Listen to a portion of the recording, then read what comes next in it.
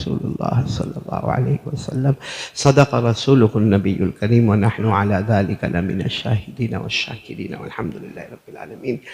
بہت ہی محترم اور مکرم اور مبجل اور مفضل علماء کرام، اساتین علم و فضل، اور خاص کر کے ہمارے سب کے بڑے عالم ربانی کہو، فیض سبحانی کہو، مجدد زماں کہو، اور صدر مفتی کہو، حضرت مولانا مفتی عبدالستار صاحب دامت برکاتہم، جو ہمارے یہاں کے ہر وقت کے سالانہ جلسے کے خصوصی صدر ہے، جو یہاں تشریف فرما ہے، ان کے صاحبزادے بھی تشریف فرما ہے۔ اور ابھی یہ جلسے کا پروگرام جاری اور ساری، ابھی بہت سے بچوں کا پروگرام باقی ہے، لیکن میں ابھی وہاں مہمان خانے میں تھا۔ وہاں میرے شیخ جو فرانس میں رہتے ہیں، جن کا نام ہے عالم ربانی کہو شیخ سلیمان مغلیہ دامت برکاتہم، اللہ ان کی عمر میں برکت عطا فرمائے۔ معلوم نہیں ان کو کیا الہامی کیفیت ہوئی کہ مجھے کہا کہ جتنا جلد ہو جاؤ مسجد میں جاؤ اور جا کر سب سے پہلے حضرت والا کو سلام مسنون عرض کرو۔ میں نے حضرت والا کو سلام مسنون عرض کیا اور کہا کہ خاص کر کے جو طلبہ فارغ ہو رہے ہیں، 26 طلبہ، ان کو میرا پیغام پہنچا دو۔ تو میں نے سوچا بات کی بات بھی ہو جائے گی، حضرت کا پیغام بھی ہو جائے گا، اور ویسے بھی میں بیمار چل رہا ہوں۔ آپ سب کو معلوم ہے کہ مہینہ پہلے بہت بڑا آپریشن ہوا، بائی پاس سرجری ہوئی، اوپن ہارٹ سرجری ہوئی، جس کی وجہ سے زیادہ لمبی بات کرنا یا زیادہ بلند آواز سے بات کرنا یہ ڈاکٹروں نے منع کیا ہے۔ آپ دعا کریں کہ جو بات میں کہوں اللہ ہم سب کو عمل کی توفیق عطا فرمائے۔ انہوں نے جو بات کہی ہے اس کو میں اخیر میں لا رہا ہوں، لیکن اس سے پہلے ایک بیک گراؤنڈ لا رہا ہوں میرے پیارو۔ آپ سب نے ایک صحابی کا نام سنا ہوگا، حضرت ابو دجانہ، ساتھ میں بولو نا، حضرت ابو دجانہ رضی اللہ تعالی عنہ۔ یہ بدر میں شریک ہوئے، حضرت ابو دجانہ بدر میں شریک ہوئے، اور جو بدری ہے وہ 313 ہے اور بہت پسندیدہ ہے۔ اللہ نے ان کے بارے میں فرمایا ہے کہ ہم نے ان کی مغفرت کر دی ہے، اور قرآن کریم میں بھی لکھا ہے کہ اللہ نے ان کی بہت مدد کی ہے۔ جو لوگ عمرے میں جاتے ہیں، حج میں جاتے ہیں، تو آج کل بڑی کوشش کرتے ہیں کہ مکے سے وہ راستے سے گزرے جہاں بیچ میں بدر کا میدان آتا ہو، اور کرنا بھی چاہیے کیونکہ وہاں 313 بدریوں کے قدم مبارک ہے۔ اگر ہمارا قدم اس قدم مبارک پر لگا، اللہ ہمارے قدم کو بھی مبارک بنا دے گا۔ تو قرآن کریم میں فرمایا وَلَقَدْ نَصَرَكُمُ اللَّهُ بِبَدْرٍ وَأَنْتُمْ أَذِلَّةٌ فَاتَّقُوا اللَّهَ لَعَلَّكُمْ تَشْكُرُونَ۔ اللہ تبارک و تعالیٰ فرماتے میں نے بدر والوں کی مدد کی، تو اللہ نے بدر والوں کی مدد کی۔ اور بڑی بات یہ ہے کہ اللہ نے فرمایا 313، کتنے؟ 300، سامنے لشکر جرار۔ اللہ نے فرمایا لشکر جرار کو نہ دیکھو، پیدا کرنے والے اللہ کی طاقت کو دیکھو۔ اللہ نے فرمایا کم من فئۃ قلیلۃ غلبت فئۃ کثیرۃ بإذن اللہ واللہ مع الصابرین۔ اللہ فرماتے بہت چھوٹی جماعت ہے، مگر اللہ کی مدد ہو تو بڑے بڑے لشکر جرار پر غالب آ جائے۔ تو خیر میں واقعی آپ کو سنا رہا ہوں، حضرت ابو دجانہ کس میں شریک ہوئے؟ بدر میں۔ میں اس لیے سنا رہا ہوں کہ حضرت کی بات کو مجھے آپ کے سامنے لانا ہے۔ دعا کرے اللہ ہمارے شیخ، ہمارے حضرت کی عمر میں خوب برکت عطا فرمائے، خوب توانائی تندرستی عطا فرمائے۔ دیکھو مرید بیمار ہوتا ہے نا، تو ظاہری بات ہے دوست احباب غم کرتے ہیں، لیکن ہم نے بڑے بڑے مشائخ کو غم کرتا ہوا بہت کم دیکھا۔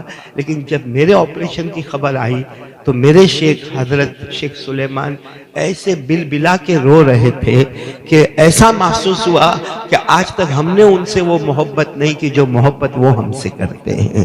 تو انہی کی بات کو نقل کرنے کے لیے میں نے یہ بیک گراؤنڈ تیار کیا ہے کہ حضرت ابو دجانہ، بولو کون سے میدان میں؟ میدان بدر۔ اچھا، اس کے بعد میدان احد میں بھی میدان احد میں بھی حضرت ابو دجانہ، اور آپ کو معلوم ہے جو احد میں شریک ہوا، ہمارے نبی نے فرمایا جاؤ مغفرت بھی ہو گئی اور آسمان اور زمین کے چوڑائی کے برابر جنت بھی مل گئی جو احد میں شریک ہوا۔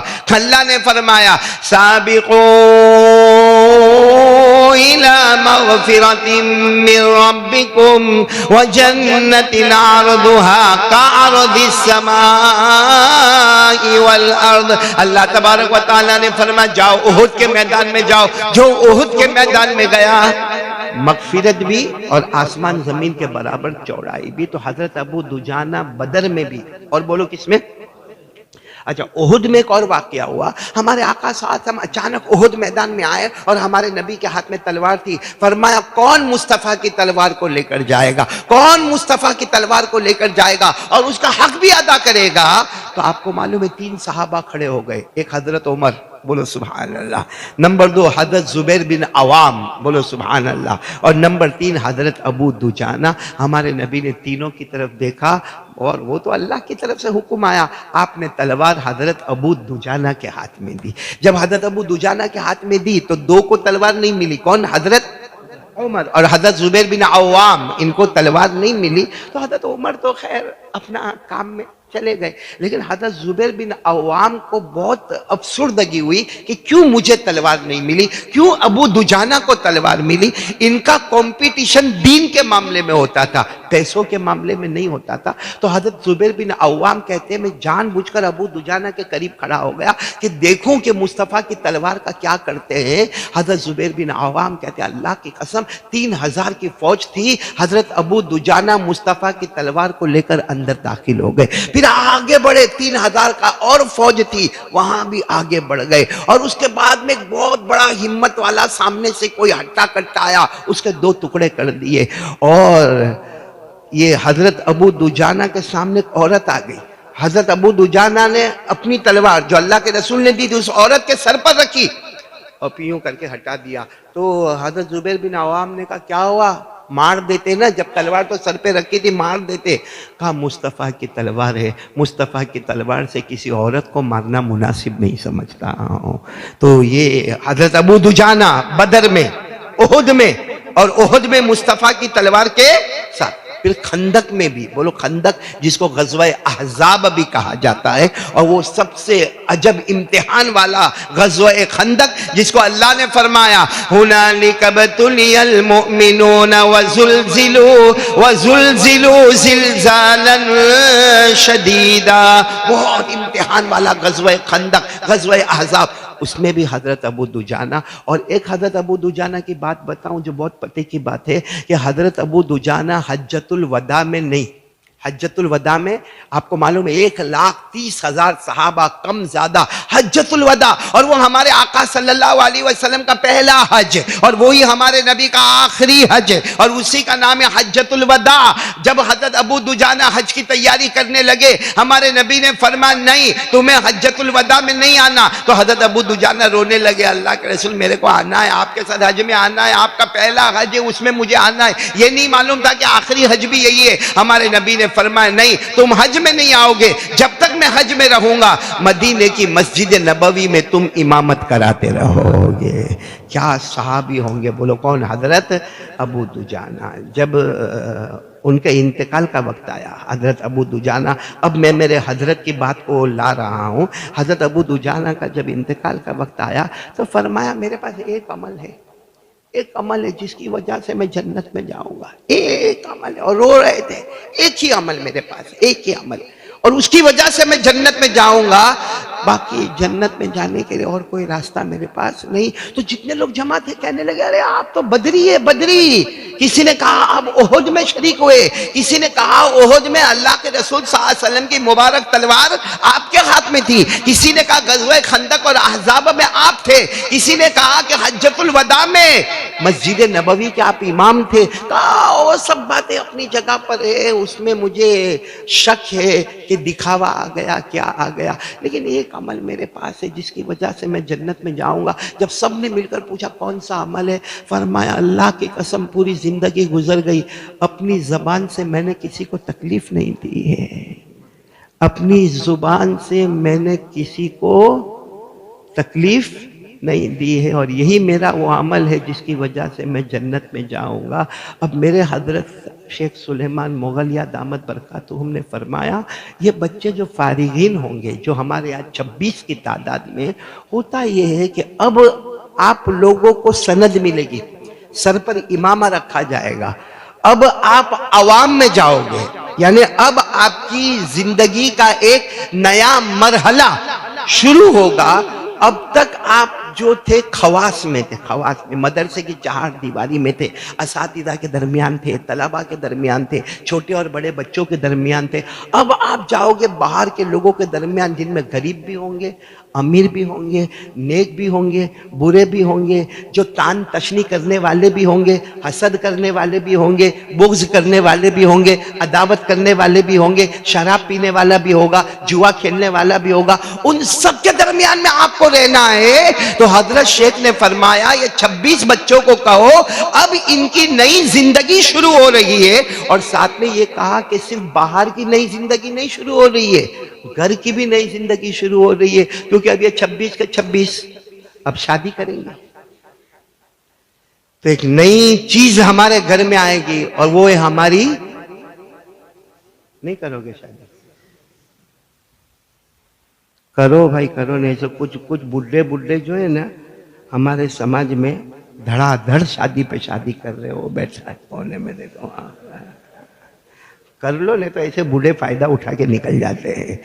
یہ تو میرے شیخ نے فرمایا، وہ ہنسے مسکرائے نہیں ہے، میرے شیخ ہنستے مسکراتے نہیں، یہ معلوم نہیں کیسا گدھا جیسا مرید ان کو ملا ہے جو ہنستا ہنساتا رہتا ہے، باقی وہ تو بہت سنجیدہ، ہمارے حضرت مفتی عبدالستار صاحب دامت برکاتہم کو معلوم ہے، میرے شیخ بہت سنجیدہ، ہنسیں گے تو بھی ایک ہلکی سی مسکراہٹ آئے گی، باقی میں نے ان کو کہا لگاتے ہوئے یا زور سے ہنستے ہوئے نہیں دیکھا۔ خیر، تو وہ یہ کہنے لگے کہ باہر کی ان کی زندگی نہیں ہوگی، یہ 26 بچوں کی زندگی ایک نہیں ہوگی، وہ یہ ہوگی کہ گھر میں شادی ہوگی تو بیوی آئے گی، اب بیوی آئے گی اس کے بعد گھر میں بھی ایک کٹھن معاملہ آئے گا، کیونکہ ایک طرف ماں، ایک طرف ابا، ایک طرف بیوی، پھر ایک طرف بڑے بھائی کی بیوی یعنی جیٹھانی، ایک طرف چھوٹے بھائی کی بیوی یعنی دیورانی، ایک عجب، ایسا لگتا ہے کوئی چھوٹا کربلا تیار ہوا ہے گھر کے اندر۔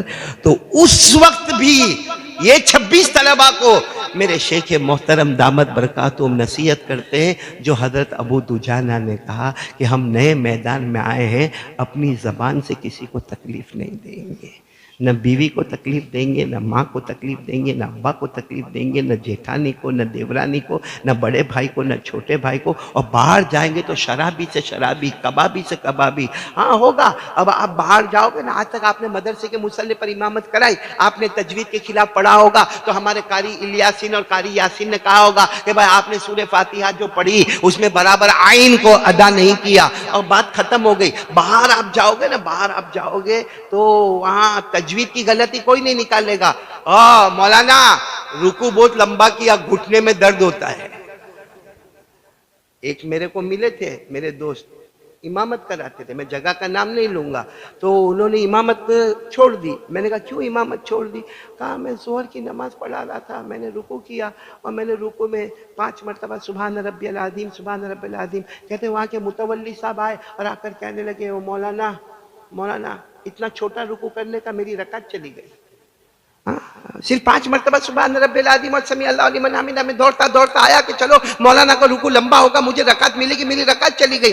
تو یہ کہتے ہیں میں نے معافی مانگی متولی صاحب سے کہ متولی صاحب اب میں عصر میں لمبا رکوع کروں گا، آپ فکر نہ کریں۔ کہتے ہیں عصر میں نے لمبا رکوع کیا، 10 مرتبہ 11 مرتبہ سبحان رب العظیم سبحان رب العظیم سبحان، جیسے ہو گئی نماز، ایک میرا کہنے لگا مولانا گھٹنے دکھتے کیا کرنے کا؟ تو پھر اس کے بعد میں انہوں نے کہا کہ مغرب کی نماز کے لیے جب میں کھڑا ہوا تو سوچوں ظہر کے متولی کی نیت کروں کہ عصر کے متولی کی نیت کروں۔ کہا میں نے نماز پڑھانا ہی چھوڑ دیا کہ نماز تو اللہ کے واسطے ہوتی، متولیوں کے واسطے تھوڑی ہوتی ہے۔ اللہ نے فرمایا قُلْ إِنَّ صَلَاتِي وَنُسُكِي وَمَحْيَايَ وَمَمَاتِي لِلَّهِ رَبِّ الْعَالَمِينَ لَا شَرِيكَ لَهُ۔ تو میرے 26 پیارے بچوں، میرے تو تم بچوں ہو، اس کا ارادہ کرو کہ جو بھی کام کریں گے کس کے واسطے کریں گے؟ اللہ کے واسطے۔ تو ہم باہر کی دنیا میں جائیں گے تو آبجیکشن کرنے والے بہت آبجیکشن کریں گے، ویڈیو بھی لائیں گے اور معلوم نہیں کیا کیا ہمارے بارے میں افواہیں اڑائیں گے۔ آپ لوگوں کا تعلق، جو میرے شیخ نے فرمایا، اپنی زبان سے کسی کو تکلیف نہیں، اور دوسرا تعلق کس کے ساتھ؟ اللہ کے ساتھ۔ بولو تعلق کس کے ساتھ؟ اب آپ باہر جاؤ گے اور آپ باہر ویڈیو پر کھیلتے رہو گے، موبائل پر کھیلتے رہو گے، موبائل کے شارٹس دیکھتے رہو گے، اور باہر کی پبلک دیکھے گی کہ یہ موٹی نرولی میں فارغ ہوا، اس کے سر پر پگڑی باندھی گئی اور یہ رات کو 1-1 بجے 2-2 بجے تک موبائل سے کھیلتا ہے۔ میرے پیارو، اللہ کی قسم آپ تو بدنام ہوں گے، آپ کی وجہ سے آپ کے پڑھانے والے اساتذہ بدنام ہوں گے، آپ کے حدیث پڑھانے والے اساتذہ بدنام ہوں گے، آپ کے محتمم بدنام ہوں گے، بلکہ موٹی نرولی کی زمین کا ٹکڑا ٹکڑا بدنام ہوگا، اور یہ زمین کا ٹکڑا ٹکڑا قیامت میں آپ سے پوچھے گا ہم نے تیرا کیا بگاڑا تھا کہ تو نے باہر ہم کو بدنام کیا۔ اس لیے میں آپ سے ہاتھ جوڑ کر اپیل کرتا ہوں، میرے شیخ کی بات سناتا ہوں کہ بہت حالات آئیں گے، والذین جاہدوا فینا لنہدینہم سبلنا، حالات آئیں گے، آپ حالات کا مقابلہ کرو گے، لیکن زبان سے کسی کو تکلیف۔ سب سے کامل مکمل مسلمان کون؟ کامل مکمل مسلمان کون؟ قال رسول اللہ صلی اللہ علیہ وسلم المسلم من سلم المسلمون من لسانہ و یدہ۔ ہمارے آقا صلی اللہ علیہ وسلم نے فرمایا زبان سے کسی کو تکلیف نہیں، ہاتھ سے کسی کو تکلیف۔ آپ کو معلوم ہے حضرت حسین شہید کربلا، ان کے پاس کوئی کمی تھی؟ نہیں، حضرت حسین رضی اللہ تعالیٰ عنہ کے پاس کوئی کمی تھی؟ ہمارے نبی نے فرمایا او میرا حسین جنت کا پھول ہے، میرا حسین جنت کے جوانوں کا سردار ہے۔ ہمارے نبی نے فرمایا میرے حسین تو جنت کی خوشبو ہے۔ لیکن آپ کو معلوم ہے ایک مرتبہ حضرت حسین رضی اللہ تعالیٰ عنہ، دیکھو ادھر دیکھو ادھر دیکھو، شہید کربلا حضرت حسین رضی اللہ تعالیٰ عنہ ایک مرتبہ بیٹھے ہیں، ان کی خادمہ، یعنی وہ زمانے میں باندھی ہوتی تھی نا، ان کی خادمہ کچھ گرم گرم پانی لے کر آ رہی تھی، اور حضرت حسین رضی اللہ تعالیٰ عنہ اچانک ایسے مڑے اور اپنا ہاتھ ایسے کیا تو سارا گرم گرم پانی حضرت حسین پر گرا، جس کی وجہ سے پاؤں بھی جلا، ہاتھ بھی جلا، چہرے کا کچھ حصہ بھی جل گیا۔ تو آپ نے بڑے غصے میں خادمہ کو یوں کر کے آنکھ نکال کر دیکھا، وہ زمانے کی خادمہ بھی کیسی اللہ کی ولیہ ہوگی، فوراً انہوں نے کہا والکاظمین الغیظ، اللہ کے پیارے بندے غصہ پی جاتے ہیں۔ بولو اللہ کے پیارے بندے غصہ۔ حضرت حسین نے اپنے چہرے انور کو جھکایا اور پیشانی پر جو بل آئے تھے، جو سلوٹیں آئی تھی، وہ ساری سلوٹیں ختم، بالکل جیسے ہیپی، خوشی خوشی ہو گئے۔ تو پھر وہ خادمہ نے کیا کہا والعافین عن الناس، نیک لوگ تو معاف کر دیتے۔ فوراً حضرت حسین نے، حالانکہ بدن جلا ہوا ہے، کہتے جاؤ میں نے تمہیں، بولو میں نے تمہیں معاف کر دیا۔ تو وہ خادمہ نے کہا واللہ یحب المحسنین، اللہ احسان کرنے والوں کو پسند کرتا۔ حضرت حسین شہید کربلا نے کہا جا تو اللہ کے واسطے آزاد بھی کر دیا۔ یہ میرے دوستو اس کا نام ہے اخلاق۔ اور ایک عجیب بات میں آپ کو بتاؤں جو قرآن کریم کا بہت بہترین نکتہ ہے، بہت بہترین نکتہ ہے کہ ہمارے نبی روئے، ارے بولو ہمارے نبی امت کے واسطے روئے، اتنا روئے، اللہ نے منع کیا نہ میرے مصطفیٰ، نہ رونا نہیں، رونا نہیں، رو رو کے اپنے آپ کو مت اتنا پریشان مت کرو۔ فَلَعَلَّكَ بَاخِعٌ نَفْسَكَ عَلَىٰ آثَارِهِمْ إِن لَّمْ يُؤْمِنُوا بِهَذَا الْحَدِيثِ آسَفًا، اللہ نے رونے سے منع کر دیا، اتنا نہ رو۔ اچھا ہمارے نبی عبادت، او اللہ اکبر، او پاؤں پہ ورم آ جاؤ، اتنا لمبا رکو، اتنا لمبا سجدہ، اللہ نے فرمایا نہ میرے مصطفیٰ اتنی لمبی لمبی عبادت نہیں کرنا۔ یا ایھا المزمل قم اللیل الا قلیلا نصفہ او انقص منہ قلیلا او زد علیہ، اللہ نے کہا بہت لمبی لمبی عبادتیں نہیں کرنا۔ اچھا ہمارے نبی سارا کا سارا مال لے جاؤ، اللہ کے راستے میں لے جاؤ، اللہ کے راستے میں لے جاؤ، اللہ نے منع کیا نہیں، کچھ اپنے پاس بھی رکھو، لنفسک علیک حق ولزوجک علیک حق، کچھ اپنا بھی حق ہوتا ہے، کچھ بیوی کا بھی حق ہوتا ہے، کچھ بچوں کا بھی حق ہوتا ہے، کچھ اڑوس پڑوس کا بھی حق ہوتا، سارا کا سارا۔ تو اللہ تبارک و تعالیٰ نے بہت لمبی عبادت کرنے سے مصطفیٰ کو روک دیا، بہت زیادہ رونے سے روک دیا، بہت زیادہ سخاوت سے روک دیا، لیکن جب اخلاق کا معاملہ آیا، زبان کا معاملہ آیا، کسی کو نہ ستانے کا معاملہ آیا، اللہ نے فرمایا وَإِنَّكَ لَعَلَىٰ خُلُقٍ عَظِيمٍ۔ اللہ نے روکا نہیں بلکہ کہا آپ بلند سے بلند، بلند سے بلند اخلاق پر بڑھتے جاؤ، جتنا بڑھتے جاؤ گے نور نبوت میں چمک ہی چمک آتی چلی جائے گی۔ تو میں آج میرے شیخ کی بات پھر دہرا رہا ہوں کہ آپ ایک نئے میدان میں جائیں گے تو نئے میدان میں سب سے پہلے کس کی حفاظت؟ تین باتیں انہوں نے کہی ہے۔ سب سے پہلے کس کی حفاظت؟ زبان کی حفاظت۔ دوسری بات انہوں نے یہ کہی میرے شیخ نے، زبان میری ہے، کلام میرے شیخ سلیمان دامت برکاتہم کا، دوسری بات انہوں نے کہی کہ باہر جا کے، اے میرے 26 بچوں، باہر جا کے کھلم کھلا گناہ مت کرنا۔ اور کھلم کھلا گناہ ہے موبائل۔ بولو کھلم کھلا گناہ کیا ہے؟ اور میں یہ بھی نہیں کہوں گا میرے 26 بچوں کہ آپ موبائل کا استعمال مت کرنا، میں نہیں رکھتا ہوں موبائل اپنے پاس، لیکن آپ کو نہیں کہوں گا کہ آپ موبائل نہ رکھو اپنے پاس، بے شک آپ موبائل رکھو، کیونکہ درس قرآن میں موبائل کی ضرورت، درس حدیث میں موبائل کی ضرورت۔ آپ نے دیکھا ہوگا بہت سارے علماء بیان کرتے تو ہاتھ میں موبائل رکھتے، اب تو کتنے لوگ قرآن پڑھتے تو بھی موبائل رکھتے، اور نعت پڑھنے والے تو موبائل رکھتے ہی رکھتے ہیں، حالانکہ پہلے یہ سب نہیں تھا اور یہ ہونا بھی نہیں چاہیے، لیکن موبائل کی ضرورت رہے گی مگر کھلم۔ دیکھو گناہ تو ہوتا ہے، ہو گیا کوئی کونے میں ہو گیا، توبہ کر لی، معاملہ صاحب۔ یہ اوٹے پر بیٹھنا، فارغ ہوئے ہو تم مدرسے کی، اب رات کو عشاء کے بعد اوٹے پر بیٹھے ہو، اور ایک عام آدمی آپ کے گاؤں کا وہ بھی اوٹے پر بیٹھا ہے، وہ بھی گیم کھیل رہا ہے، آپ بھی گیم کھیل رہے ہو، تو اس میں اور تمہارے میں فرق کیا؟ یہ تو کیسا ہو گیا معلوم؟ اندھا اور دیکھنے والا دونوں برابر ہو گئے۔ یہ کیسا ہو گیا؟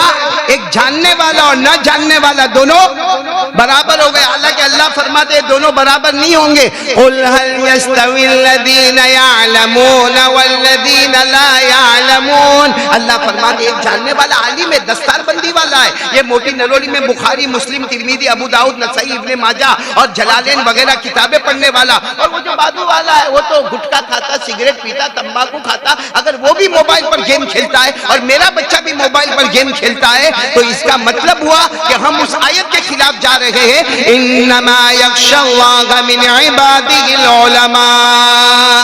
اللہ سے ڈرنے والے کون ہیں؟ تو جاہل جیسا ہو گیا، پھر اللہ ہم سے دین کا کوئی کام نہیں لے گا۔ تو پہلی بات حضرت نے فرمائی اپنی زبان کی حفاظت، زبان سے کسی سے غصے نہیں ہونے کا۔ نمبر 2، کھلم کھلا گناہ ہو گیا، گناہ ہو جاتا ہے، گناہ ہو جاتا ہے، میرے سے بھی ہو جاتا ہے، آپ سے بھی ہو جاتا ہے، ہو گیا، صلاۃ و توبہ پڑھ لے، اللہ معاف کر دے، اللہ معاف کر دے۔ آپ کو معلوم ہے نا اللہ تو بڑے بڑے گنہگار کو معاف کرتا۔ آپ نے ترمذی میں پڑھا ہوگا ایک شخص گزرے ہیں پرانے زمانے میں جن کا نام تھا کفل۔ وہ کیا نام تھا؟ کفل۔ کفل بھی کہتے ہیں، کفل بھی کہتے ہیں، فا پر فتحہ بھی اور فا پر سکون بھی، کفل یا کفل۔ وہ اتنے بڑے گنہگار، مالدار بھی تھے، شرابی تھے، کبابی تھے، جواری تھے، روز رات کو عورت بدلتے تھے، روز رات کو نئی عورت اپنے بستر پر لاتے تھے۔ اب ایک مرتبہ ایک جوان عورت کو لے کر آئے، چونکہ ان کا تو کاروبار ہی یہ تھا، پیسہ تھا، مال تھا، دولت تھا، بنگلہ تھا، گھر تھا، اور پورا محلہ جانتا تھا کہ یہ شرابی، کبابی، جواری، نکم آدمی۔ ایک رات ایک عورت کو لائے اور پیسہ طے کر دیا۔ جب بستر پر جانے کا وقت آیا تو عورت رونے لگی، تو یہ کفل نے پوچھا رو کیوں رہی ہے؟ خوشی سے آئیے، اپنی مرضی سے آئیے، اور پیسہ لیا ہے، مفت میں تو آئی نہیں ہے۔ تو وہ عورت کہنے لگی آج تک میں نے کبھی اپنی عزت کا سودا نہیں کیا، آج مجبوری میں سودا کر رہی ہوں، مجھے میرے اللہ سے ڈر لگ رہا ہے، اس لیے میں رو رہی ہوں۔ تو کفل کہنے لگے اچھا پہلی مرتبہ میں اللہ سے ڈر لگ رہا ہے، اور میں اتنے زمانے سے کرتا ہوں اور مجھے اللہ سے ڈر نہیں لگتا ہے۔ اس عورت کو کہا جا جا۔ وہ عورت کا وہ جملہ تھا کہ مجھے اللہ سے ڈر لگتا ہے، یہ سوچنے لگے یہ پہلی مرتبہ میں اللہ سے ڈرتی ہے اور میں اتنی مرتبہ میں اللہ سے نہیں ڈرتا۔ اس عورت کو بھیج دیا، پیسہ بھی دے دیا، اور کرنا اللہ کا کرنا، تو وہ عورت باہر گئی اور یہاں کفل کا انتقال ہو گیا۔ یہاں کفل کا انتقال ہو گیا، سارے محلے والے کو پتا چلا وہ کفل کا انتقال ہو گیا. محلے والے کہنے لگے چلو ایک شرابی، ایک کبابی، ایک جواری ہمارے محلے سے کم ہوا. لیکن محلے والے حیران تھے. جب گئے تو ان کے گھر کی دیوار کے باہر لکھا تھا قد غفر اللہ ربہ، اللہ نے ان کی قد غفر اللہ کفلن، اللہ تعالیٰ نے کفل کو معاف کر دیا ہے. تو میرے پیارو، جب اللہ اس طرح معاف کرتے ہیں تو سب سے پہلی بات بولو زبان کا تکلیف نہیں. نمبر 2 کھلم کھلا گناہ نہیں. اور تیسری بات جو حضرت نے فرمائی وہ یہ ہے کہ تنخواہ کم ہوگی آپ کی. ارے بھائی ابھی جب مدرسے میں آپ پڑھانے جاؤ گے یا کہیں بھی آپ جاؤ گے تنخواہ کتنی ہوگی؟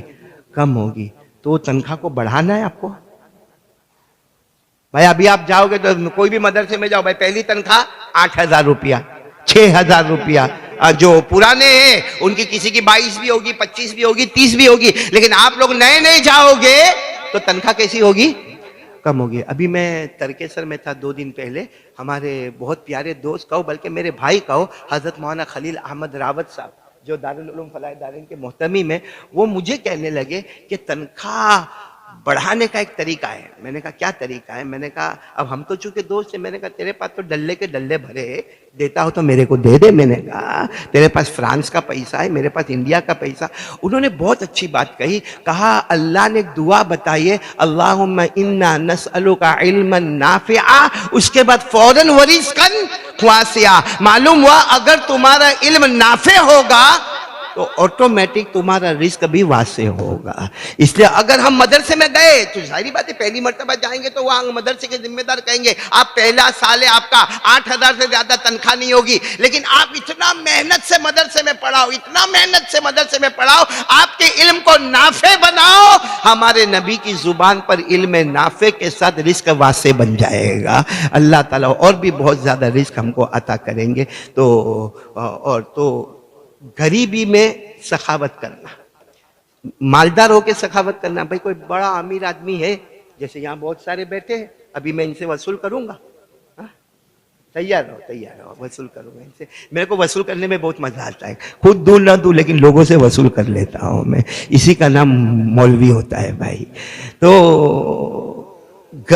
ابھی ہم بڑے بڑے مالدار ہیں، اگر ان میں سے کسی نے 10,000 روپیہ دیا تو ان کا کچھ نہیں گیا. اور کسی مولانا کی پگار 8,000 ہے، اس میں سے اس نے 1,000 دیا. حکیم الامت حضرت مولانا اشرف علی تھانوی رحمۃ اللہ علیہ فرماتے صدقہ کون سا قبول ہوتا ہے؟ آپ کسی غریب مسکین یتیم بیوہ لاچار مجبور کو دو گے کیا قبول؟ ایک آدمی نے 1,00,000 روپیہ دیا، کروڑوں کی کمائی 1,00,000 روپیہ، اور وہ سیٹھ صاحب نے 1,00,000 روپیہ دیے ماشاءاللہ. اور بیچارہ کوئی عالم نے 500 روپے دیا. حضرت تھانوی فرماتے دیتے وقت دل کس کا دکھا؟ جس کی 5,000 پگار تھی اس میں سے 500 دیا، اس کا دل دکھا. دکھتے دکھتے 500 دیا. اور کروڑوں میں سے 1,00,000 دیا، اس کا دل نہیں دکھا. حضرت تھانوی فرماتے میرے اللہ کی قسم اس کا صدقہ قبول ہو گیا، 500 والے کا صدقہ قبول ہو گیا. اس پر میں ایک بات بتا کر بات ختم کروں گا. حضرت علی اور حضرت فاطمہ رضی اللہ تعالی عنہما، سننا برابر ہے، بہت پتے کی بات ہے. حضرت حسن اور حسین دونوں بیمار. بولو حضرت حسن، دونوں بچے ہیں اور دونوں بیمار، اور دونوں کو بخار، سخت بخار، حضرت حسن کو بھی اور حضرت حسین کو بھی. اور حضرت علی اور حضرت فاطمہ پریشان. بھائی وہ زمانے میں ہاسپٹل نے بوٹل چڑھانا، نے خون چڑھانا، نے بلڈ ٹیسٹ تو تھا نہیں. حضرت علی اور حضرت فاطمہ بہت پریشان ہیں. حسن بھی بخار میں تڑپ رہے، حسین بھی بخار میں تڑپ رہے. دونوں نے 2 رکعت نماز پڑھی اور کہا ہم منت مانتے کہ اللہ ہمارے بچوں کو شفا دے دے تو ہم دونوں 3 دن کے روزے رکھیں گے. اللہ کا کرنا ایسا کہ حضرت حسن بھی اچھے ہو گئے، بولو سبحان اللہ. حضرت حسین کو بھی شفا مل گئی، بولو اچھا. تو اب یہ حضرت علی کو اور حضرت فاطمہ کو کتنے دن کے روزے رکھنا؟ پہلا روزہ میں سحری میں جو کی روٹی، بولو جو کی. افطاری کا وقت آیا، جو کی روٹی تیار، بولو جو کی روٹی تیار. حضرت علی بھی تیار، حضرت فاطمہ بھی تیار، کیونکہ افطاری کا وقت ہے. اتنے میں دروازے پر کوئی آیا، میں مسکین، میں غریب، میں کھانا نہیں کھایا، میرے کو کھلا دو. تو حضرت علی نے وہ روٹی اٹھائی اور اب کیا کریں گے؟ کہا پانی پر افطار کر لیں گے. چلو پانی پر افطار ہو گیا. اب تو دوسرے دن سحری بھی پانی پر، کچھ ہے ہی نہیں. پھر حضرت علی گئے، کام پر گئے اور کچھ لے کر آئے. پھر حضرت فاطمہ نے جو کی